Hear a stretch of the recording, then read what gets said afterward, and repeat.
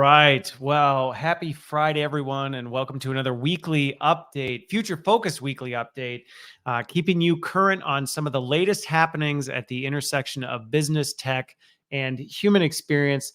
Like the past few weeks, I am not going to list off all the things I have on my agenda because I'm going to watch the time and just make sure I don't go too long on these. So we'll see how many of them I get through. But thanks again for tuning in. And if you have not already, I'm going to continue to plug this. Please feel free to go out and give this a review, a rating. Always helps other people find this. And if you're not subscribed to my Substack, feel free to check that out. I post a weekly kind of reflections article on some of the biggest things on the top of my mind. So with that, enough about that. I've got a few things to cut through. Some are a little more serious than others. So we'll see. We'll see how heavy this conversation is, but I'm looking forward to it. So the first one was something I've been watching. It's been something I've been kind of following over the last couple of months, this trend of AI influencers. Now, to be clear, I am not talking about thought leaders who talk about artificial intelligence. So just so we're clear on this, when I'm talking about AI influencers, that I don't mean people who are specialized in this field and have a lot of experience and are just sharing wisdom and thoughts on kind of where things are going. I am legitimately talking, and if you didn't know this is a thing, just Google this. It's kind of nuts. But there is this growing trend on Instagram and other social platforms of bots that are influencers, and they're just kind of I guess in the most general sense of the term, they're just people, and it's video content. So this isn't like a chat bot. This is literally AI generated video of AI generated people talking about whatever. And again, it's influencer marketing. So if you know anything about influencer marketing, it's people who have a lot of followers talking about whatever's going on in their life or whatever, and then telling you why you need to buy the sunglasses they're wearing because they're the greatest sunglasses ever, or, go sign up for XYZ mobile app because it'll save you thousands of dollars, whatever.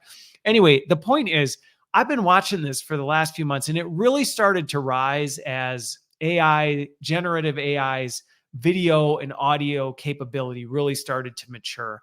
And now the fact that we can create realistic videos of people doing normal things that, you don't see somebody with like a weird deformed hand or something like that. You're like, what is that? And it looks so realistic, you wouldn't be able to tell. It doesn't surprise me that people are doing this. The part that is a little interesting about it is, as I've been digging into some of this, what I don't know is if the people who are following this would be something that I would ask out to those of you who are watching or listening this. If you are someone who follows an AI generated influencer, I'm actually genuinely curious why. And that's what I'm really curious about. Is it that people don't know that these are AI generated things? Is it that they do know, but they're really curious and they're kind of following, like, is this even going to feel realistic? Is it that, like so much of marketing, it can kind of cater to the things that grab people's attention without all the hassle of having to make real people do this kind of stuff? And so at the end, people aren't really watching or following this content because they're really interested in the content, but more just kind of what's being discussed or what they're watching on the screen type of a thing, kind of a creepy factor. But it is just one of these very strange things that I watch and go, what really is going on with this? Now, at the same time, because I have heard arguments on this and some people get really, really feisty about this, like this is a brand new thing. I don't know that I would actually say this isn't new. And this goes back to people who follow me know I talk a lot about kind of the ecclesiastical wisdom that nothing is really new under the sun.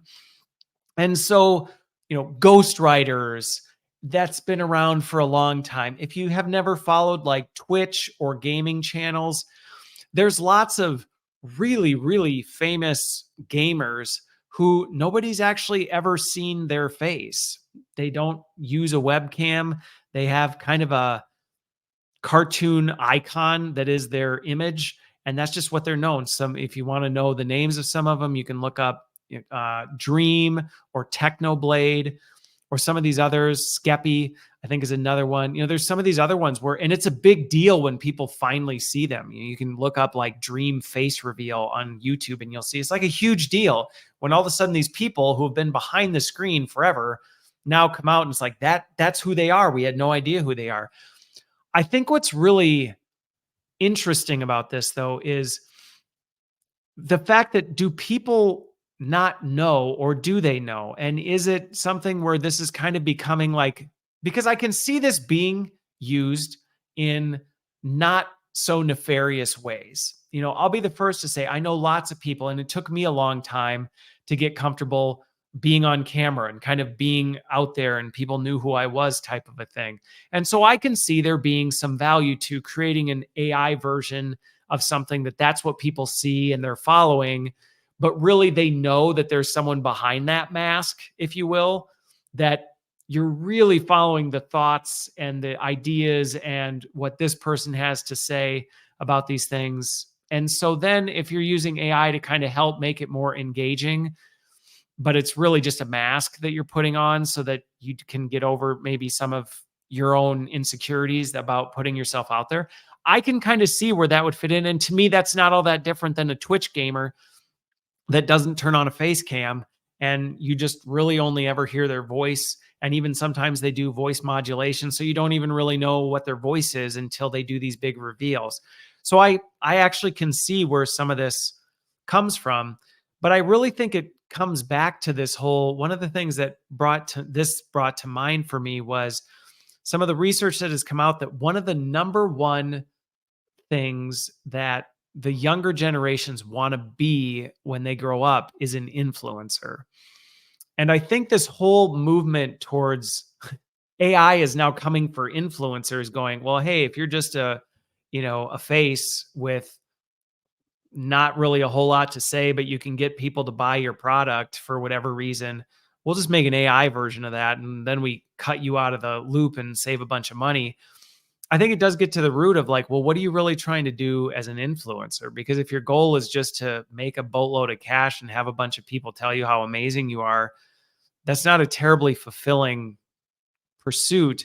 And I know a lot of influencers who have said they're actually really miserable being an influencer because it's very lonely and they feel like their only goal is just to keep the audience that they've acquired happy, and they in many ways have lost themselves. And so when I think about that, that's a pretty miserable existence. And so now when you look at that and you go, well, if you're going into being an influencer just to appease an audience and make a bunch of money and do all these things, you are going to be very vulnerable to be disrupted by AI because, well, there's really nothing behind that. And AI can stand that up and mock it up. And pretty soon your job is at risk. But really, what are you losing? And so it's just an interesting trend to watch. But again, I would be really curious if there are people out there who watch and listen to this who they follow AI influencers, and I would just be really curious as to why and what that's doing. And really, I've had some conversations with people who, I actually talked to somebody recently who they discovered one of the people they were following was an AI influencer. And the reaction was very similar. If you go back, I think it was a couple months where I did one on when Sports Illustrated, it came out that they had fake AI people writing articles, but presenting it as though it was a real person. The backlash on it was pretty brutal. And this person I was talking to, like when they found out this influencer was some unnamed person that was just feeding this AI video bot, stuff to lure them in to sell them whatever crap, it actually completely turned their attitude towards things. So yeah, it's an interesting space and an interesting use case for artificial intelligence. And I have no doubt it's going to rise. It's going to grow. Companies need popular people. And I guarantee there's going to be a career where people build AI influencers and then sell the services of their influencers. And then they don't have to deal with the actual influencer themselves. So it's just amazing the way the market moves and where we go. But I'm actually really curious the response from people as they start recognizing some of this, and will they really care? Will they not? Will it hopefully maybe change people's aspirations? Because, or at least asking the question, why do you want to be an influencer in the first place? Which I think is something everybody should be asking if that's really what you want to do. Okay, transitioning over to the next one. So the next one was these articles. This one was shared to me by a couple different people. They were curious what my reaction was. Can't remember. I think it was Business Insider had a number of articles that came out, or one article, and then of course you got all the other ones. But it was talking about people are starting to make these demands. Employees are starting to make these demands, saying we will return to the office if you as an organization will pay the expenses of our commute. So if you really want us in the office, then fine, but then you need to pay for the commute. And I think my response may surprise some people who have followed me for a while, in that I don't necessarily know that even though I think it's ridiculous, if you listen to my stuff, I'm not a big fan of companies demanding that people come back into the office for words like innovation and collaboration and, whatever ethereal things that companies will use to justify forcing people who have been working remotely to come in for some arbitrary purpose. So I'm not a fan of that at all, to be clear. So if you're new to my stuff, you should know I absolutely abhor the fact that companies are doing this. And I think it's dehumanizing on so many levels. At the same time, I don't know that demanding that a company pay you to come into the office, I get it's kind of that reactionary response of, fine, you want me to come in? I will, and then I'm going to expect that you pay me. I don't know that that really gets us where we want to go in the first place, because now you're turning this into just this transactional relationship where it's like, I'll only do things if you pay me to do it. And I can tell you right now, that's going to start going south in some other direction. Like, even if companies decide, fine, we'll pay you to commute, then it's going to turn into, well, now basically we're paying you for this thing, so now we're going to layer other expectations. The snowball starts rolling down a hill in a way that I don't see. First of all, one, I don't think very many companies are going to do this unless they truly are desperate to get people into the office. But what's been interesting to see is companies say they're desperate to get people into the office, yet they aren't really willing to put any money or support or justifiable reasons behind it. So to think that a company who says we want you in the office because we think it's super important, one thing I think it will start to reveal is they don't think it's that important. Like, it's really important, not important enough to pay people to do it. But I just really don't see this being a reasonable solution to do it, because if ultimately, and I think as a business, if you're a business leader and you're considering this, I actually don't think it's necessarily a wise move. I would actually challenge you to go, why are we forcing people to come into an office? Because the thing is, if you start paying people to come into an office, first of all, you're starting to create a culture of this just like transactional, like, I only do things if I'm paid to do it. And that's not how high performing companies work. You unite around what you're trying to accomplish and you work together to pull this off.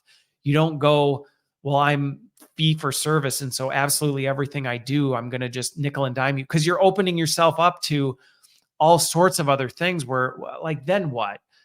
People are going to start asking for other stuff. So I don't know that this is a path. If you're a business, even if you're going, we desperately want people to come into the office, I don't think trying to incentivize people to do this, you're going to get people who hate being there, but they want the extra money. So they're not going to quit, but they'll take the paycheck. And then they're just going to come to the office and be just as disengaged as they were, because they're going to go, this is so stupid, but I'm not going to stop doing it because I'm getting paid to do it. It just doesn't really make sense to me. And to the people who are on the commuter side going, well, they're making me do it, and so they should at least compensate me for it. I actually would say, look for a company that actually appreciates the value you bring and doesn't see where you do your work as the top priority for them. I think you will be much more satisfied working for a company who actually sees the value that you bring, is willing to work with you and meet you where you are in a really healthy way, and put the time and energy into that and moving on to that. Because quite frankly, are there some companies who say this is just who we are and this is where we stand? As much as I disagree with it, I actually respect it. I respect the fact that it's like, okay, fine, but then do the right thing and make that super clear for people. Don't play games. Be kind and generous as people, make their decisions, and don't act like you're not doing what you're doing as you're going through this path. Like, just own it. Just own the fact we firmly believe this. This is who we are as a company, and we recognize this is probably limiting our talent pool. We know all the reasons people tell us this is a bad idea, but we have chosen that we're going to do it and we're going to stick to it. And whatever. I don't agree with that. Just to be clear, I think that's a huge mistake. So if you just heard that whole rant and go, there, Christopher's supporting it, I actually don't. I think you will regret that in the long run. But I have much more respect for someone who will do that and then respectfully makes that clear, doesn't even open conversations to people for flexible working, says, nope, not what we do. That's not how we run things. This is how we operate. These are the lines. We're super clear on it. We don't apologize for it. This is just how it is. I have more respect for people that do that than when they go, no, we really care about employees and we care about outcomes and we care about meeting you where you are. But really, the way we operate is the exact opposite of that. At least be consistent. And so that's my take on this. I know this is kind of now becoming a rising trend based on some of this stuff. I just don't think it gets us to a better place. I think it actually just creates more problems than it solves. And it's just going to create more problems down the road in different ways. It's going to have an effect on culture. You're going to run into liability stuff because you're going to have policies around, well, how far and how much, and what if this person does this? And ultimately, it's not addressing the problem that people are really trying to do. And I think that's my biggest frustration when I hear this one is it's just another distraction. It's another piece of noise distracting us from the real problem that's going on. And I would just say to individuals or organizations, deal with the root problem and put your time and energy into fixing that. Don't stand up these band-aid solutions where you're sticking your hole in the Hoover Dam and going, uh-oh, because you're just going to blow a hole somewhere else and you're going to have to figure that out. And you only got so many fingers. So that's my reaction to this. And again, it might have surprised some people who thought I would have been like, yeah, if people are going to make them commute into the office, the least you can do is pay them. I'd be like, nah, I actually would shut that down real quick and just say, let's make some tough decisions and do it the right way and go through the hard work of actually ironing this out. Let's not stand up temporary placeholders that are just going to cause more problems for us in the long run. All right. That one was another interesting one. Another one that came up, I can't remember if it was this week or last week, but Elon Musk, Tesla, came out saying robotaxis are coming in August. They will be here. We're going to have fully autonomous vehicles. So we're talking vehicles. I was digging into some of this of like, what is the, vision of this? Vehicles with no driving accessories, so no steering wheel, no gas, no anything, like just little pods, Jetsons things, driving around the roads, picking people up, taking them wherever they want to go, all of this stuff by August. And, it was funny because analysts just went bonkers over this a little bit, going, we've seen the tech, and I've seen the tech. I've seen some of this stuff. I've talked to people who are much closer to it than I am about its maturity, its readiness. I'm like, August? I mean, I'm all about, we put a flag out there. And even just last week, I said this from some of these innovations and tech things. Like, we put a flag out there and we're like, this is where it's going to be. And then we're always surprised it's a little bit or a lot bit closer than where we put the flag. This is not one where I'm like, August, probably more like June. And I'll eat my own words. I don't know that I'm at a point where I'm willing to put money or anything like this on this. Maybe I'll do a contest and I'll send my listeners or something. I have no idea what I'd send them. But anyway, if I'm wrong, So hold me to this. Somebody write it down, write Christopher's prediction on this. And if I'm wrong, you can message me back and say, Christopher, you were completely wrong on this. What are you going to do about it? I would say I'd shave my head, but that wouldn't even be a big deal. Anyway, I'm totally sidetracked now. But my point is, all the analysts are looking at this. Most of the people I know in the tech space are like, the tech itself is not even ready for full autonomy, let alone our infrastructure and just societal readiness. And there's just a lot of this stuff. Now, interestingly, I posted a short about automated pilots, AI pilots coming up. And I was surprised by kind of some of the response where some people were like, what? I'd be fine with it. I wouldn't care. And others were like, no way, wouldn't get on the plane type of a thing. So I think it shows where society is. And I think we are warming up to the idea of things being completely autonomous. But I still think, especially the way it was described, where there's just like, there's no way for a human to oversee some of this stuff. I think we're still a ways from people feeling totally comfortable with this, especially given the fact the tech is not there. I mean, I was looking into just some examples where this stuff has fallen apart, and there are lots of them. Just YouTube autonomous car fails. And you'll see some of this stuff where there's like traffic jams where all these cars AI glitches and they all just like go to one location. There's traffic jams. There's an example of somebody who got like hit and then just dragged because the AI didn't detect that they had snagged this person.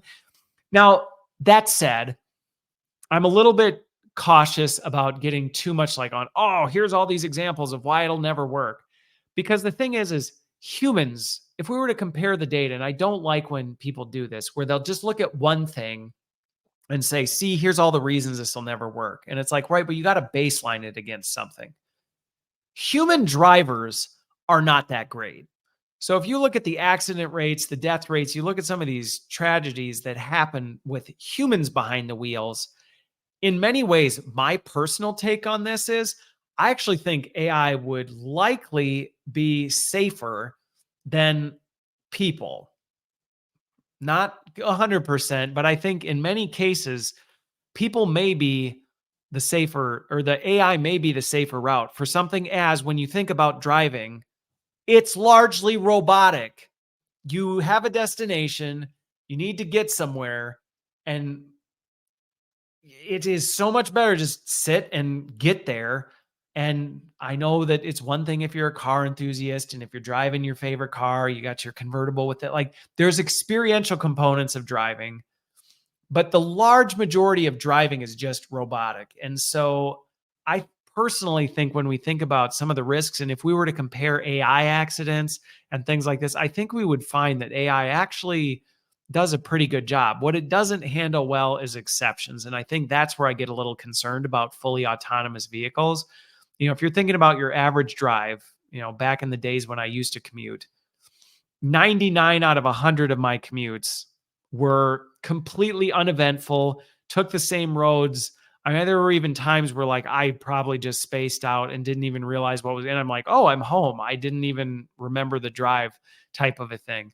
So that's the majority, but it's these exceptions of like, well, what happens when things go sideways or there's an unexpected error that goes into the mix? And that is one thing AI does not handle very well. And I think it just come back to this, how frequently is that and how comfortable? And that's where like the total autonomous, where you don't even have the option to take over and say, you know what, the weather today is really messed up and drivers are driving exceptionally crazy. I'm not going to get in the car and just trust that AI's got this under control. At least if I'm going to get in an accident, I want it to be something that I can at least take responsibility for versus kind of being completely at the helm of whatever it is. Now, granted, I don't know. It'll be interesting to see where this goes, but it's funny because Musk openly acknowledges that he doesn't have a great track record of his predictions being off, or he has a great track record of his predictions being crazily off. So I don't think I'm going to lose any money or have to shave any hair by saying I don't think we're going to see fully autonomous robotaxis in August. But I know there's a lot of movement towards this.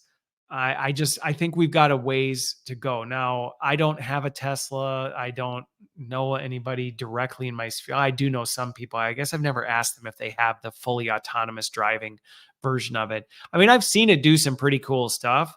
So I definitely think there's a place for it. But they've been saying truckers were going to be automated a long time ago, and we're still there. I've seen some of these AI trucks and they still have drivers behind the wheel. And I think, if anything, I just see the role changing. Might use have one driver. One thing that I thought was really interesting, that I was researching AI truck driving, and there's like the lead truck that is manned or womaned, whatever, personed. It's personed and it's leading it. It's assisted by AI, but then there's a couple other AI trucks behind it. And so this front truck is kind of like now able to drive multiple trucks where they couldn't before, type of a thing. It's a little less mentally and emotion or physically draining because you aren't necessarily 100% in control. You're there more for oversight. So I think it's going to be very disruptive.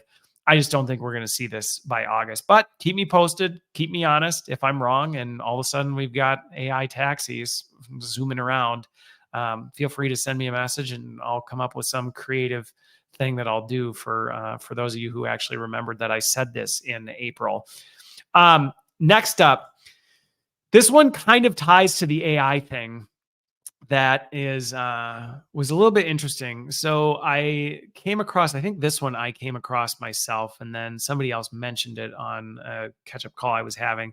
But Larry Summers, who is an OpenAI board member, came out and you can look this up on, I think there's a couple big news streams that have this article, but then there's that you have to pay for, but then there's also some free ones where you can find it. So anyway, Larry Summers, he's an OpenAI board member. He's an economist. And he is on the record now saying that AI will end all forms of human labor. That's a bold statement. I mean, all forms. He was clear on this. AI will end all forms of human labor. Now, couple things I will add for people who may hear this and go, oh my goodness, here we go. I will, like I typically do, bring a more balanced perspective to this, because I don't even think saying things like it will end all forms of human labor is helpful. Do I think, here's Christopher Lind. What Christopher Lind would go on the record saying is, I believe AI will disrupt all forms of human labor.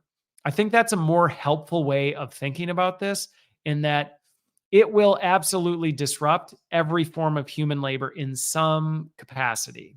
That I think is accurate. I think Larry's statement of it's going to end all forms of human labor, just, it doesn't help. But I think what he's getting at, but anyway, so let me get into this a little further. I did go deeper into some of his comments, and he was careful in how he said this. He didn't come out and say like Elon. He wasn't like, by August, all form of labor will be gone. Instead, it was more like, it's going to happen. It's an inevitability, but it's going to take some time. And he interestingly referenced autonomous vehicles as one of these examples, types of things, which I don't even agree with him on that I think AI will completely eliminate human labor in even human vehicles, type of a thing. But again, he's saying now, and this is where he didn't give a date or anything like this, which I don't like these kind of predictions, because you're going to cast that thing out there. And what in 2,000 years, in 10,000 years, like, what does that even mean? All forms of human labor? Well, what if we get hit by a meteor next year and the whole planet vaporize? Like, it's just not, I don't think it's very helpful.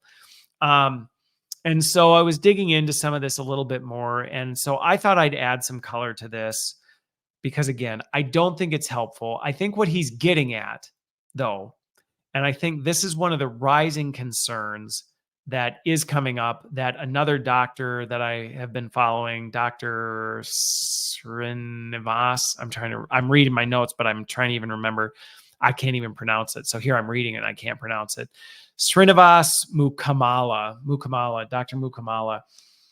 He's a notable person in the field, and he was talking about his concern. And I think this is what Larry is getting at. So let's move away from this idea that, oh, the robots are going to eliminate all of human labor. I don't think that's helpful. And I actually don't think it's accurate. And let me first say why I don't think that's accurate. I think it's a very narrow way of thinking about people. And I also think it completely ignores human history. So I think it's very narrow in the sense that it assumes, I don't think he would say this, but in many ways, by saying it's going to eliminate all forms of human labor, you're kind of saying, I actually know what all labor could be at any point in the future. And we don't. If you were to talk to somebody 100 years ago, they could have said machines are going to replace all human labor. And even a lot of the things it did replace, you'd be like, yeah, but we just came up with new work. Like it just created new things that people needed to do.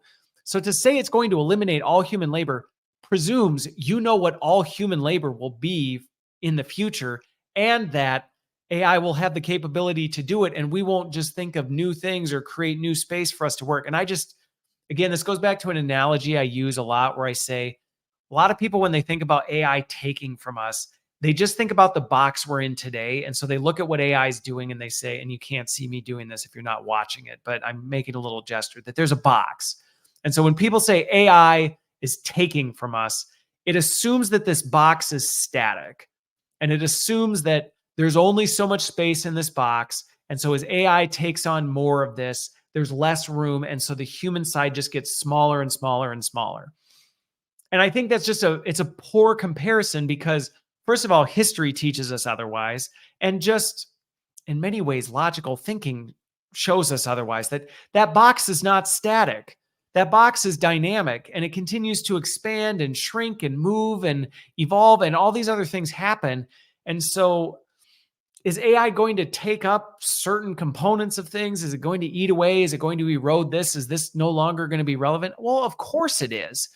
But that's natural. And then to assume that, well, and I actually know everywhere that box could go and what it could expand to, and I already know AI can do that.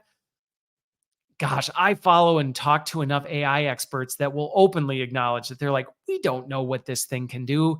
We're still learning. We're still discovering. There's things we think for sure it'll do that it can't do. There's things we think it can't do that suddenly it can. There's just so much unknown in this. So I think that's where I would say, will it eliminate all things? I absolutely don't think it will. And I don't think it's helpful to say that. And it's very arrogant to say that because, again, it presumes you already know everything that will and could be in the future. And you don't. You don't. Nobody does. So with that, well, somebody does, but they're not walking around on Earth.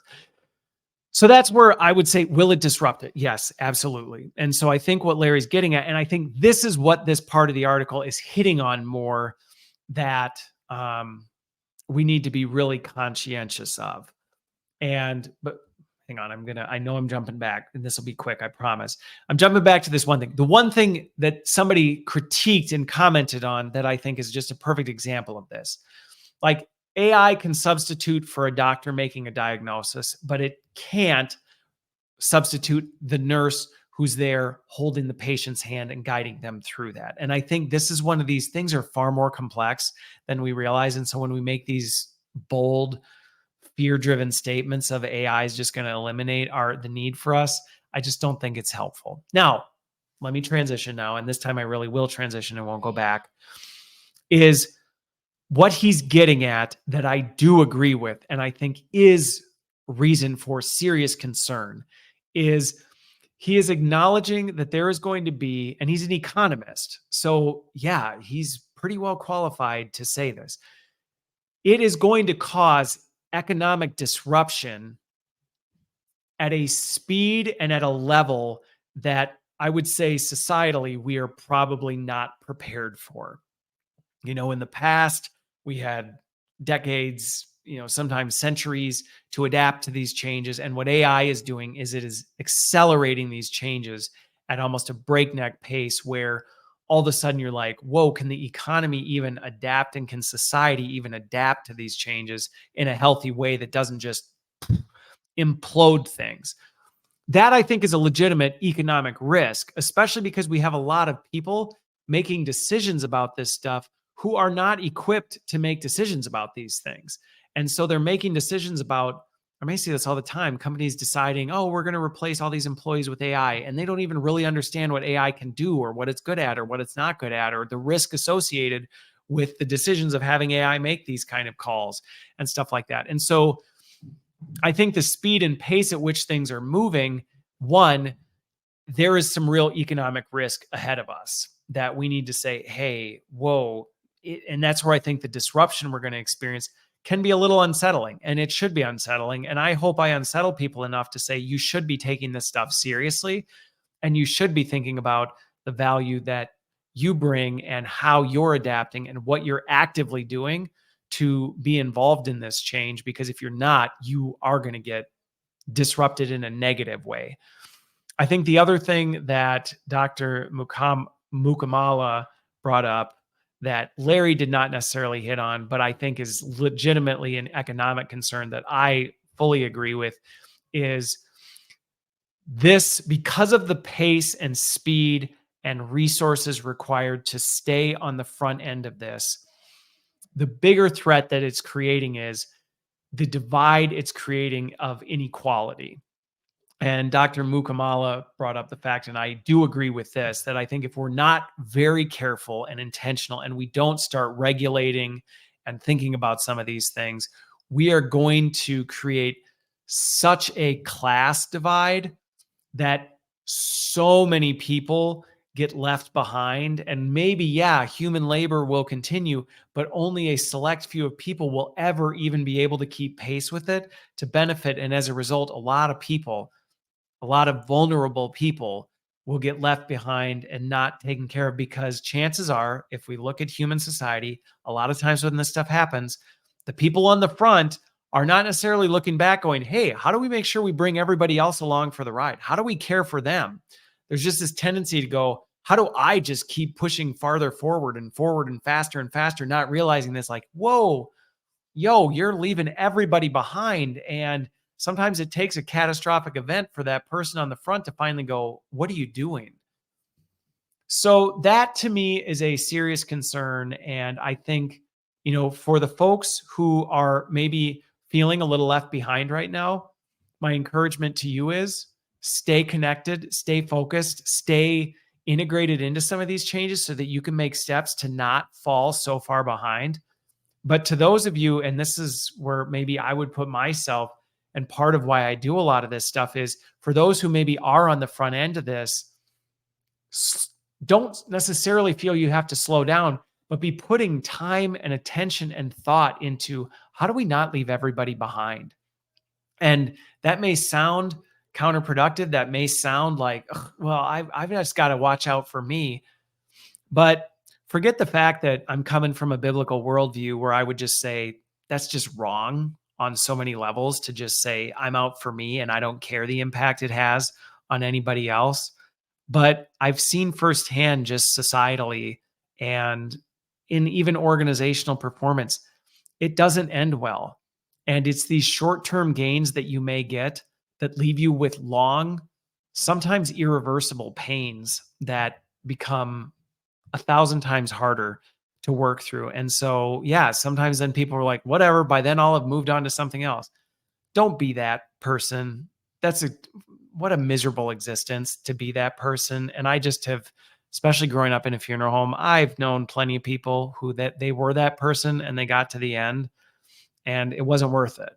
And so I hope to encourage people, who may be on that cutting edge going, I'm just out for me. I just am going to stay ahead. And you know what? If some people got to break a few eggs to make an omelet, it's not a good look on you and it's not helpful to people. And I would challenge you to think differently about it. And not only just from a moral, ethical standpoint, that's not okay. We need to treat people like they're equals and that they're valuable. And we need to bring them along for the ride, not just for what we can get out of them, but because they're valuable human beings that we should be caring for. But also, I've seen the consequences of this play out, and you will lose. At some point, you will lose. You may feel like you're winning. You may feel like you're just going to keep winning, but you won't. And even in those phases where you feel like you're winning, you are going to be feeling so much pressure to just constantly have to stay up there. I've seen it take people out, and it's a miserable existence. And I've known enough people who've been there that have come back from it and gone, it actually wasn't worth it. So you may not listen to me and change your mind on it, but I hope you do, not only for your own good, but for the good of everybody else. And so I think I'm going to end with this one because I think this is a more serious one that we do need to be really watching out for. And as we make this progress and as we move forward from a technological standpoint, we need to be watching out for those who potentially will be left behind, and not just for their good, which we should, because that's the right thing to do, but also for your own, so that you don't end up a miserable disaster in the end that, yeah, you got wherever you think you got, and what's it all worth? Nothing, because you can't take it with you. That's the thing. Can't take it with you when you go. So whatever progress you make, it's all going to be left. And that's not the legacy you want to leave. So with that, sorry to leave you on a heavier note, but I hope it challenges and encourages people, because I think there's work we can do on both ends of the spectrum to address this legitimate risk that Larry and Dr. Mukamala are bringing up, which is some real economic disruption we're going to experience. And if we're not careful, we're going to leave behind a lot of vulnerable people. And that's not good for anybody, period. And so let's just not do that. And I think we can do better. So with that, I hope you have a great rest of your Friday. Hope you have a great week, and we will see you on the other side.